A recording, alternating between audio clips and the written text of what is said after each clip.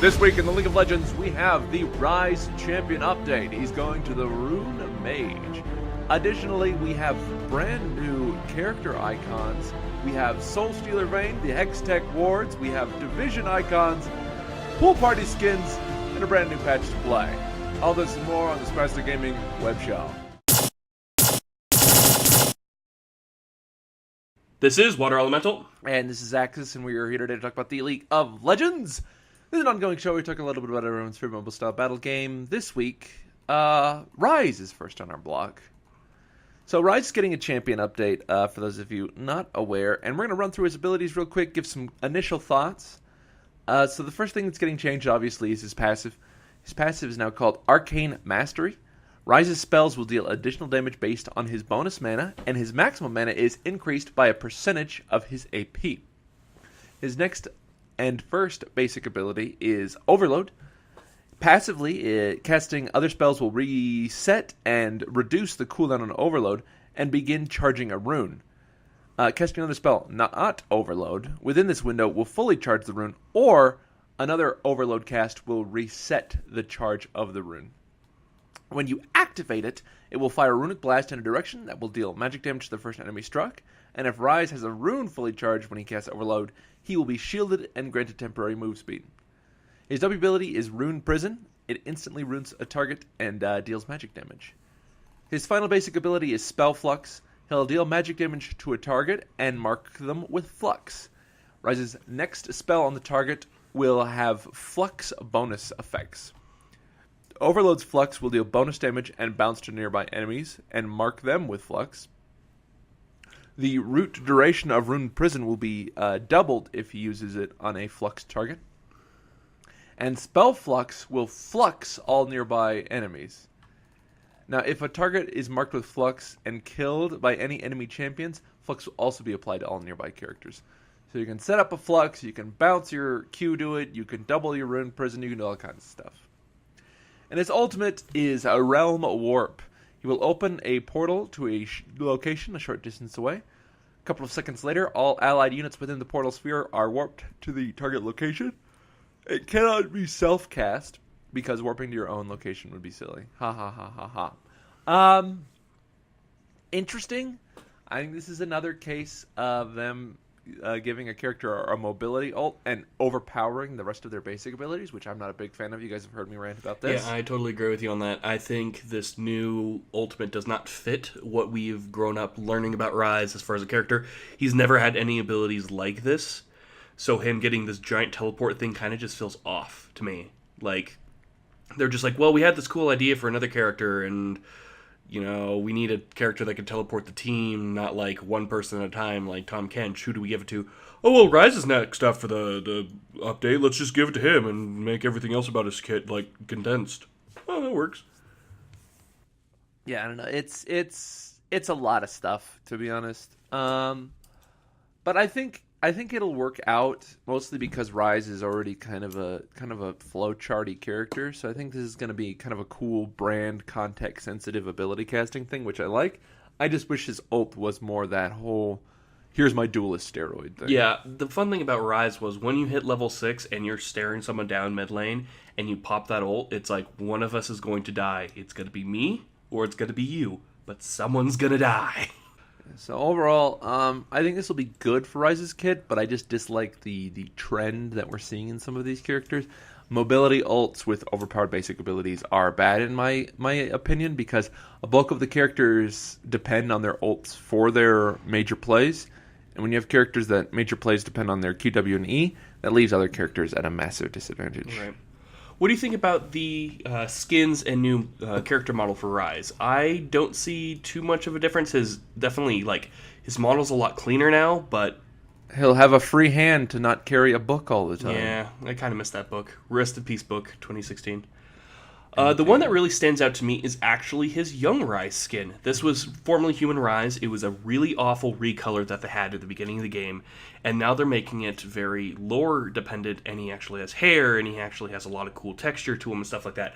I'm hoping the skin comes back around for a limited time sale, because if they're going to give us such a great looking skin for Ryze, I think that they need to have it out for a limited time so we can actually acquire the skin again because they removed it into the vault a long time ago. Oh, I'm sure it'll come back. I also dislike the new zombie Ryze because he doesn't have a brain on his side anymore. Kind of makes me sad. Yeah, no weird gunk on him.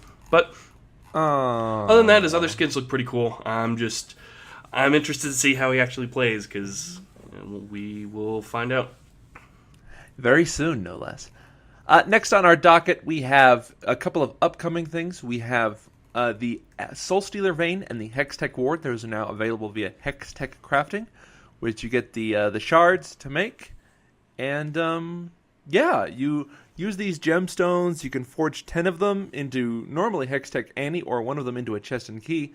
However, you now have the option to forge 5 into this new ward, or 10 into Soulstealer Vein. So, are there 2 different crystals that show up now, or did Hextech Annie...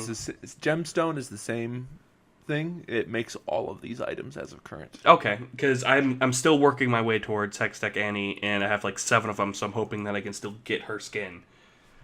Hopefully it's just an option now. I haven't actually crafted since then, so... Well, there you have it, folks. Ye old water elemental crafting mistakes. Yep, Scrub Lord. We have some new skins on the PvE. These are for this year's pool party. First off, we have Pool Party Fiora. She has a pool noodle and a lot of cool water effects, including kind of a little... Yeah, they definitely went all out on the art for these. Yeah, she definitely looks really good. High detail, a lot of water effects for her, attacks, new particle effects. I'm guessing there's probably going to be new animations as well. Along with that, we got Pool Party Misfortune, because, we need another Misfortune skin, because she doesn't already have enough. We don't have enough. Squirt Guns, Sun Hat, she bounces... Don't care about Misfortune. Tarek has a new skin. It has been forever since I've been able to say these words. And we have a Lifeguard Tarek skin. And, oh good lord, it's amazing. He's blonde, he's buff. He takes off his shirt every time you ult with him.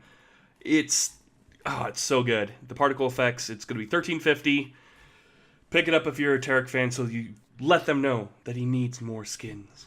He needs more skins. Yeah, you definitely are a huge fan of this one. It's actually, you've been gushing. I've been gushing. Like, I texted him while I was in Vegas. I'm like, new Tarek skin. I need it. Ooh.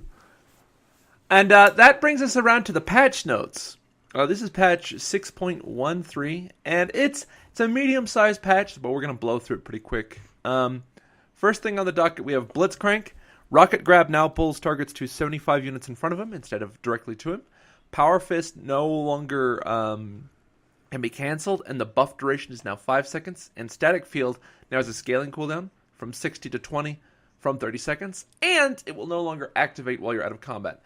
Some of these are good, some of these are really bad. The changes to Power Fist and Static Field are amazing. Even with the higher cooldown, I will take it, just because I have certain things that only activate when I'm in combat, and randomly getting pulled into combat because my Static Field hits a nearby minion is just the worst. Yeah, it's definitely... I've seen so many games where you just randomly hit a creep in the middle of combat, and you're just like, damn it! Dump a bunch of move speed. I'm like, Yeah, the rocket grab thing, not a huge deal. You lose about 50 units of pull range, which kind of sucks, but it's not the end of the world. I'll definitely trade it for the nice utility changes we got. Yeah, utility changes are 10 times better than having just... Like, being on top of another character is great, but I think in the end, I think it's better for you to have those utility changes than having that little extra grab movement. For sure. Miss Lulu... her base mana went up, and her base movement speed went up slightly. Her Glitter Lance now damage falls off to 70% against targets hit beyond the first, and the slow duration is now 2 seconds at all ranks. Whimsy now also grants 15 to 35% attack speed at all durations. So that's super good. Whimsy was definitely one of the weakest spells that you would put on a ally. Now Whimsy not only gives that movement speed, but now is also going to give that attack speed, which is awesome, especially since it goes up to 35%. Tahm Kench is next. His passive got changed. Now his basic attacks and abilities deal 1 to 1.5% of his maximum health as a bonus magic damage whenever he hits with a attack or ability.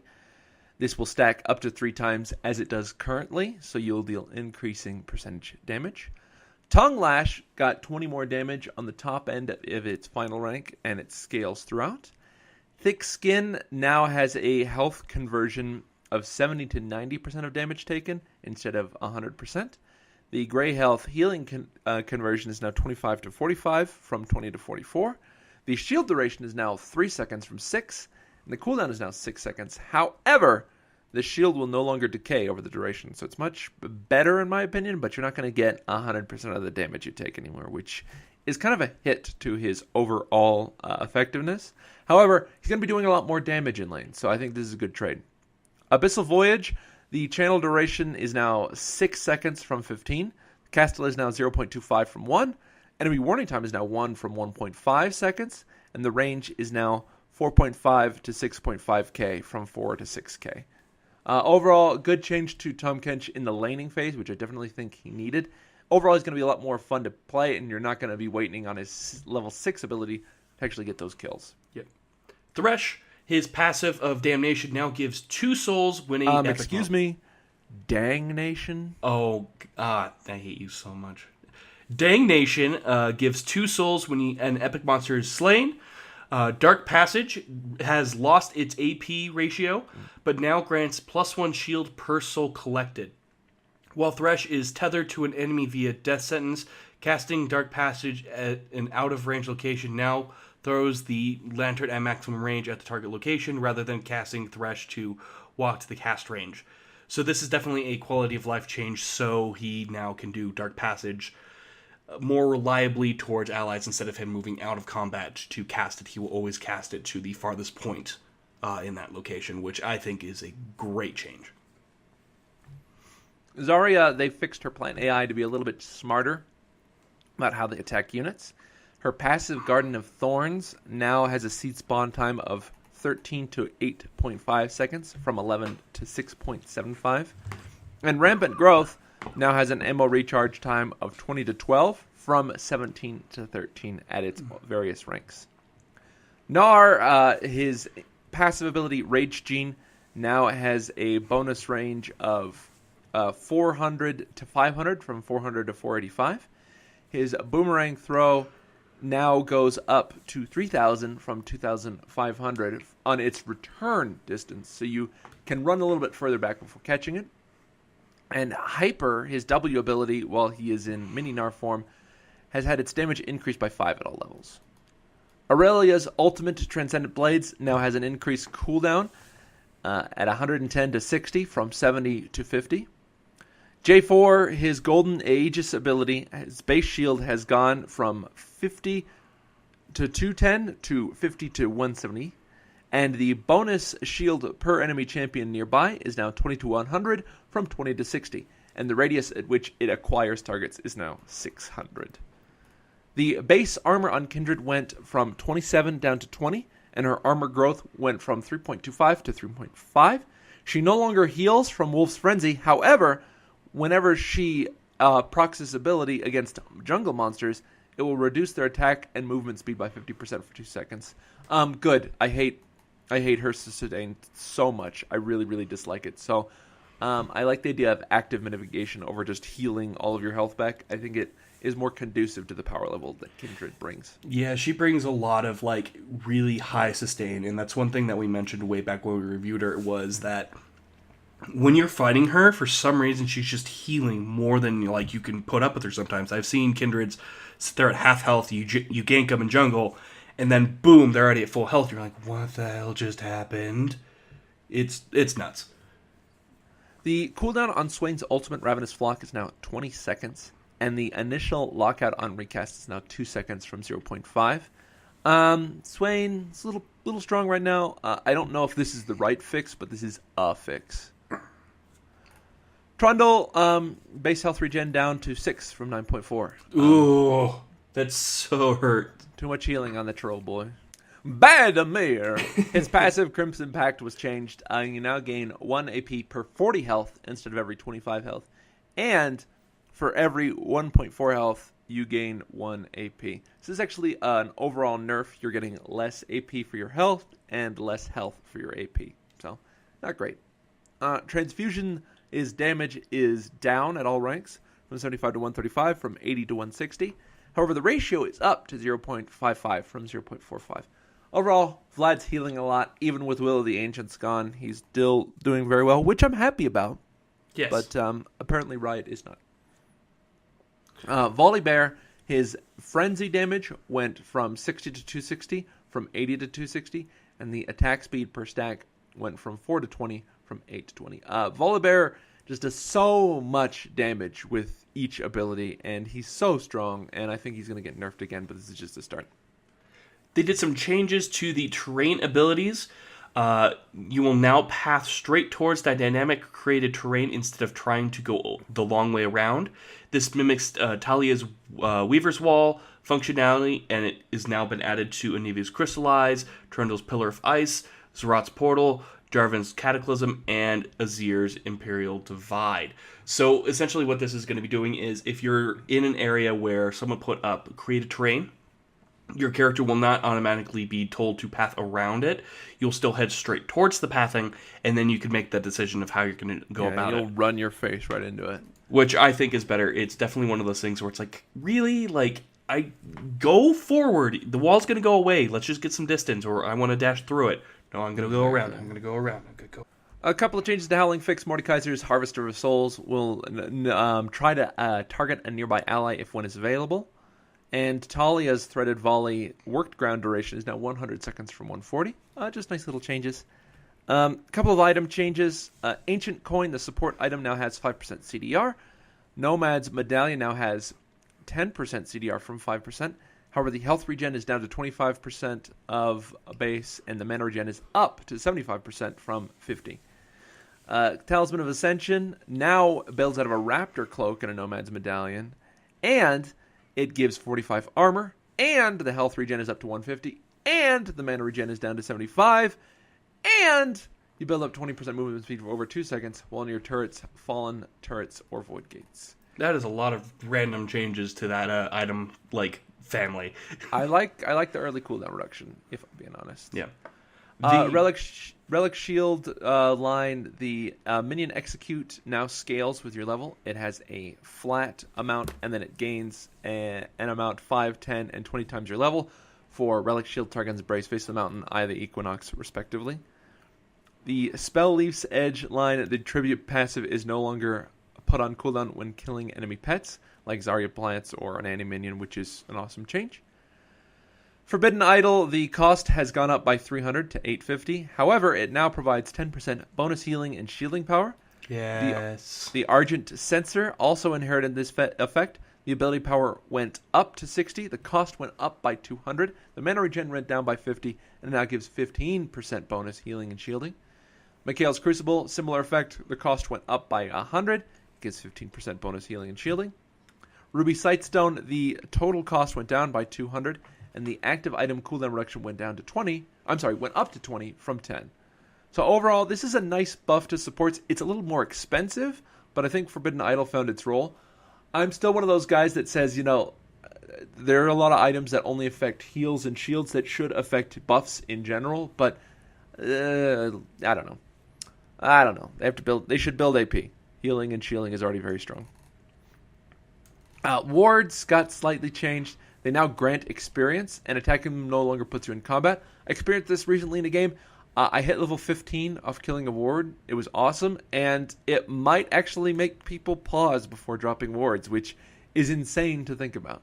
Yeah, I definitely like this change because then, like, the ward wars that happen in bot lane actually... Ward War 2! I'm gonna get your ward, just like back in NAM. But yeah, the experience is definitely good. I think that we need more encouragement to actually kill wards instead of people just walking by purple wards all the time. I've seen that happen a lot recently. I don't get it. But in other news, Teleport, it is having a 4.5 channel duration change from 3.5. Teleport drops its caster on the side of the targets closest to the caster's nexus. For example, the champions now always appear behind their towers. And if they do it within the fog of war, if it's not within 500 units of where you have vision, you won't be able to tell when they teleport. Right. Which is really, really, really cool, actually. And teleports now give a soundless on my way ping to a target location. So you can actually be like, hey, I'm heading here. I'm heading here, guys. And finally, there's been a slight change to ranked tier restrictions. Now, from Diamond 5 and up, pre-mades are limited to duos and trios. And you're still limited within 3 ranks of each other, which is crazy. Yeah. And finally, new skins. We got Deep Sea Nami and Soul Stealer Vayne to craft. So, look forward to it. And Nexus Siege is going to be coming soon. Yeah, so I've been reading different things. Some people are saying that it's going to be a temporary game mode, but I think with all the work they're putting into it, I think this is going to be a permanent game mode. The more I'm reading, the more excited I am for it. I think I might be playing this a lot. Hopefully you can get some champion experience for it as well, so I can get some loot while I'm getting horribly destroyed in attack and defense. You do love loot. I love loot. In other news, there is some changes to icons on the PvE. They're giving people who play in ranked queues special icons depending on the ranks they are receiving. So an additional bonus for anybody who is investing a lot of time into ranked. You can get these new icons that right now I think they might be placeholder, but they look all right. They're fine. And finally, some new merchandise coming to the League store soon. Right now they are GameStop exclusive, but there are 7 new pop figures. Jinx, Braum, Vi, Lee Sin, Thresh, Mumu, and Ashe, with 2 tinier versions of Lucian and Thresh coming out with the Mumu figure. I like pop figures, but I think that the characters they chose for these pop figures, they could have gone with some more lesser known ones. I would have loved a Ryze one and then put him inside a little prison and then like he's in Rude Prison. But the ones we got, a Mumu, I'm always happy to see a Mumu. Lee Sin, he hasn't had a really good figure yet.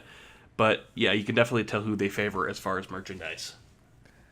I don't know. It's I don't really care for the figurines, but yeah. If you hate them, I hate them too. And this episode's run a little bit long, so we're going to skip over questions this week, guys. But normally try to answer at least 2 every week in our own section here. So if you have a question for us about the show, about League of Legends, about Spastic Gaming, about upcoming things, about what we might be doing, about why Water Elemental was in Vegas, anything really, just please post it in the comment section below. Send it to our email at spasticgaming@gmail.com. Or you can send it to our Facebook, Twitter, or website, all of which are linked in the information down below. We have a Patreon, patreon.com/spasticgaming. You can donate to that to get bonus features, exclusive content, and some interaction with us too. So look forward to that. Otherwise, is that really it? Yeah, that's it. Okay, it's been Axis. And Water Elemental. And I'm going to eat the rest of my macaroni. So, Macaroni. Papa bless.